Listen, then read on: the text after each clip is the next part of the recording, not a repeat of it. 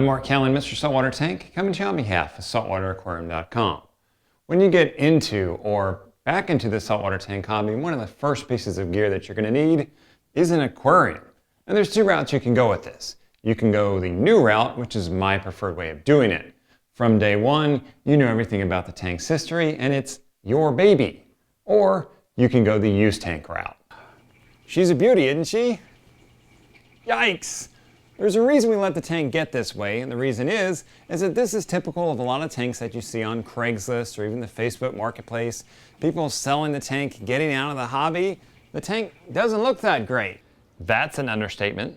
There's heaps of green hair algae on the rocks, on the glass, and even on the Euro bracing. You can hardly even see the fish in the tank. And while it may cost you less in the short term, it's going to cost you a lot in the long term. For example, dealing with the green hair algae in this tank could take months. You got to clean up the water, clean up the rock, and then keep things clean for a long, long time.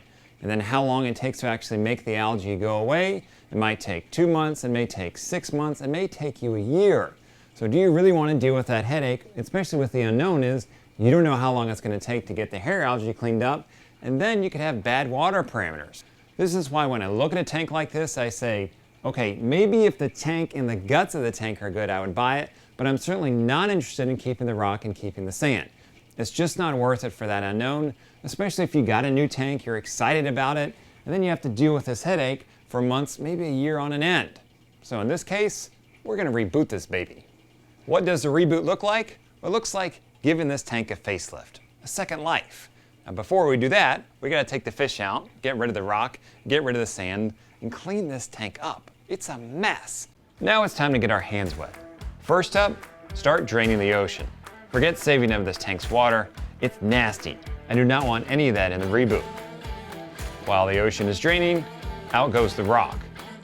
The rock isn't worth saving as it's coated with green hair algae, and who knows how much nitrate and phosphates are locked in the rock. Anyone hungry? There's some tasty green hair algae floating around that you can make a seaweed salad out of. It probably tastes better than kale. Jay looks interested.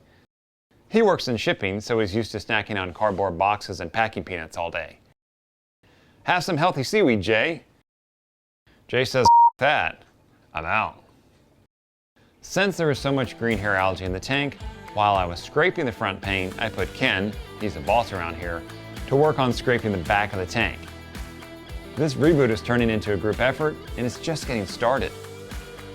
Once all the rock is down and the panes are scraped, time to get the sand down. This handy dustpan worked great.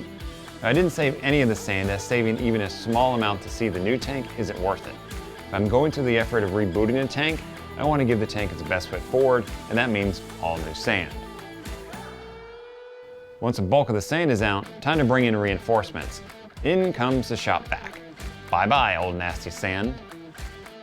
Now I've got a mostly clean slate to work with. Yes, the front pane could use a little bit more love, and it looks worse than it is. That small amount of residue will wash off when I refill the tank. Where do the fish go during the reboot process? They're hanging out in this holding tank, and I reused some of the rock from the old tank to help prevent this tank from going through a cycle. I also added a hang-on back filter with carbon and phosphate media to give a bump in biological and mechanical filtration. Now you notice there's no lights on this tank because I don't need them. This tank's going to be up for a couple days max. So leave off the lights, bump up the mechanical and biological filtration. These guys are comfortable, they're eating, they're happy. The tank is cleaned up. Now it's time for those upgrades. What are those upgrades? I'll talk about those in the next Red Sea Reboot episode. I'm Mark Callan, Mr. Saltwater Tank, coming to you on behalf of SaltwaterAquarium.com. I'll catch you in the next episode.